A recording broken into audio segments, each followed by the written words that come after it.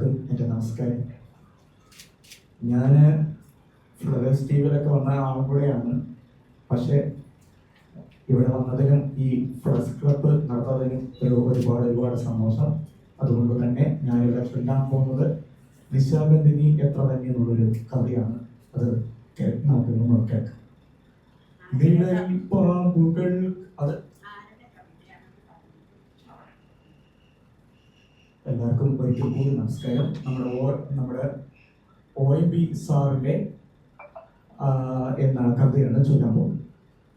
നിഴൽപ്പാമ്പുകൾ കണ്ണു കാണാതെ നീണ്ടും നിലാവിൽ നിരാലംബ ശോകങ്ങൾ തൻ കണ്ണുനീർപ്പൂക്കൾ ചിങ്ങി നിൽക്കുന്ന രാവിൽ നിശാഗന്ധി നീ ഏതദൃശ്യ പ്രകാശത്തെ നിന്നുള്ളിലൂതി തെളിക്കാനൊരേ നിൽപ്പു നിന്നു. നിലാവും പൊതിക്കും മൃദുത്വം നിനക്കാരു തന്നു. മടോളത്തിൽ അനാഗ്രാതരാവർണ്യ നൈർമല്യമേ ഭൂക നിഷ്പന്ദ ഗന്ധർവ സംഗീതമേ മഞ്ഞുനീരിൽ തപം ചെയ്തിടും നിത്യ കന്യേ നിശാഗന്ധി നീ എത്ര ധന്യ.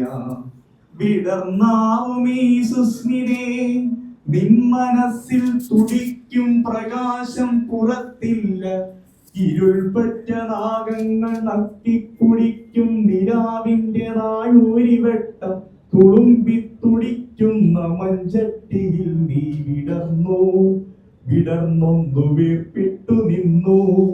മനസ്സിന്റെ സൗമ്യാദ്രഗന്ധങ്ങളാവിർപ്പിടിച്ചു നിന്നു.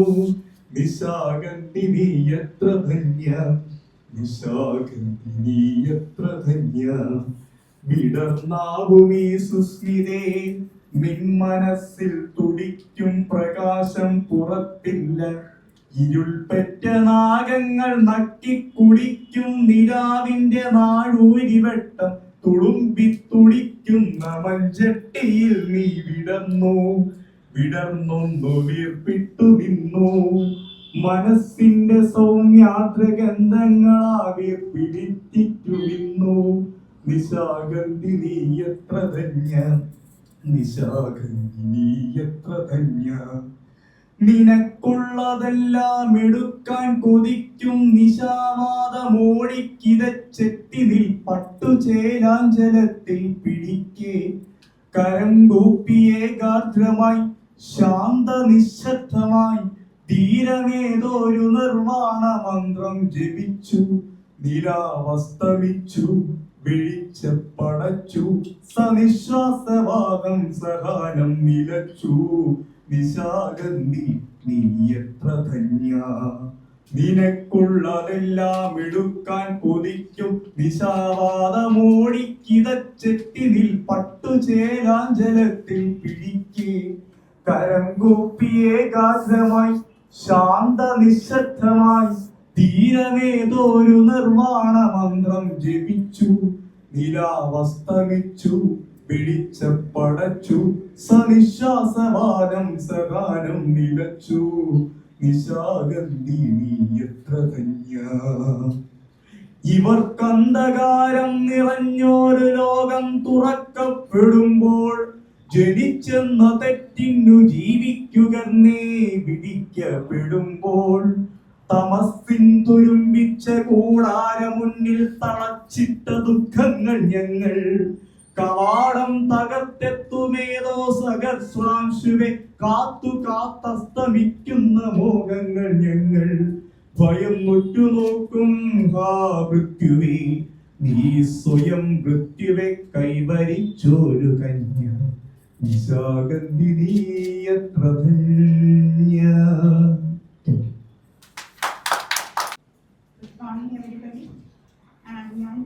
ഞാൻ മാജിക് പ്ലാനറ്റിലെ ക്ലിനിക്കൽ ന്യൂസാണ്.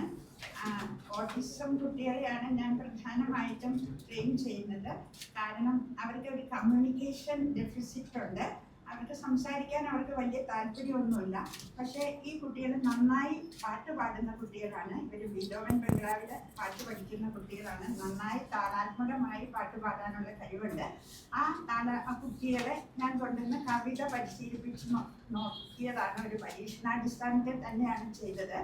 അപ്പോൾ 2-3 കുട്ടികളെ നന്നായി 5-6 കുട്ടികൾ കവിത പഠിക്കും. പക്ഷെ വളരെ ഫീലോട് കൂടി കവിത ചെല്ലുന്നത് 2-3 കുട്ടികളുണ്ടായിരുന്നുള്ളൂ. അതിൽ അലൻ മൈക്കിളിന് ഏത് ഭാഷയിലുള്ള കവിത കൊടുത്താലും നന്നായി ചൊല്ലാൻ പറ്റുന്നുണ്ട്. അതിൻ്റെ ഫീലുണ്ടായിരിക്കും, അതിൻ്റെ താളമുണ്ടായിരിക്കും. പിന്നെ ഭാഷയുടെ പരിമിതികളൊന്നുമില്ലാതെയാണ് ആ കുട്ടി ചെല്ലുന്നത്. ഒരു ഭാഷയിൽ നിന്ന് വേറൊരു ഭാഷ സംസാരിക്കുന്ന ആൾ വേറൊരു ഭാഷയിലുള്ള ചെല്ലുമ്പോൾ ലാംഗ്വേജ് ഇൻ്റർഫിയറൻസ്, ശബ്ദങ്ങളുടെ ഇൻ്റർഫിയറൻസ് ഉണ്ടാവും. അത് വളരെ മിനിമം ആയിട്ടാണ് അലൻ മൈക്കിളിൽ കണ്ടിട്ടുള്ളൂ. മിക്കവാറും ഇതിൽ പറഞ്ഞിട്ടുള്ള എല്ലാ കവിതകളും ഹിന്ദി, ബംഗാളി, കന്നഡ ഇതെല്ലാം കുട്ടി ചെല്ലുന്നതാണ്. കുട്ടിയെ പഠിപ്പിക്കുമ്പോൾ മലയാളത്തിൻ്റെ ഇൻ്റർഫിയറൻസ് കാര്യമായിട്ട് ഉണ്ടാകാറില്ല. അർത്ഥം അതുപോലെ തന്നെ റീപ്രൊഡ്യൂസ് ചെയ്യാൻ കുട്ടിക്ക് പറ്റുന്നുണ്ട്. താളവും ഭാവാത്മകമായി റീപ്രൊഡ്യൂസ് ചെയ്യും.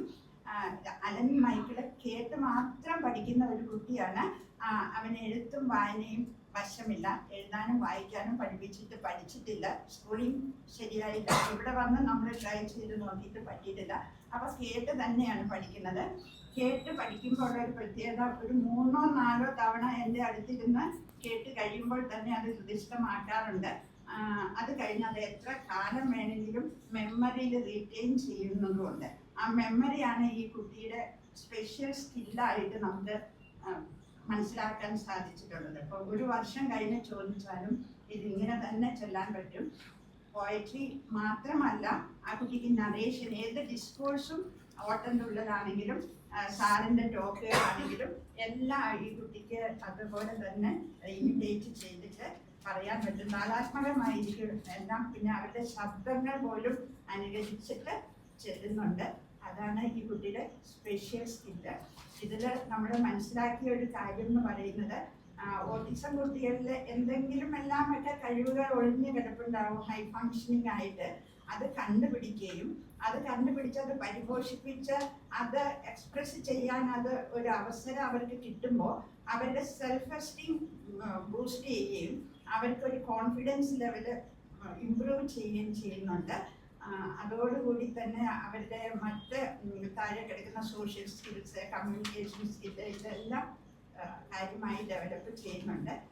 അതിനകത്ത് ലാംഗ്വേജ് ഡെഫിസിറ്റ് ഇവർക്കുണ്ട്. കാരണം അവർക്ക് കമ്മ്യൂണിക്കേഷൻ അത്രമാത്രം പോരാ. ലാംഗ്വേജ് വൊക്കാബുലറി ഡെഫിസിറ്റ് ഉണ്ട്, ഗ്രാമറിന് പ്രോബ്ലം ഉണ്ട്. ഇതൊന്നും ഇവർ കവിത ചെല്ലുമ്പോൾ കാണുന്നില്ല. അത് അങ്ങനെ തന്നെ പഠിക്കുകയും അത് താളാത്മകമായി ചൊല്ലുകയും ചെയ്യുന്നത് വളരെ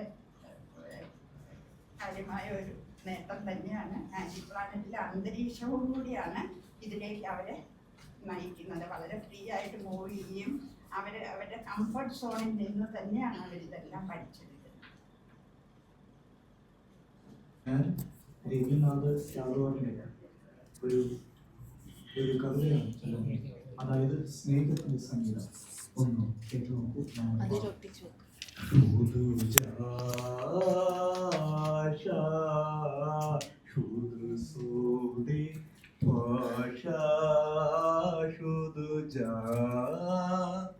শুধু আলো আদারে, শুধু আলো আদারে তাদাশা,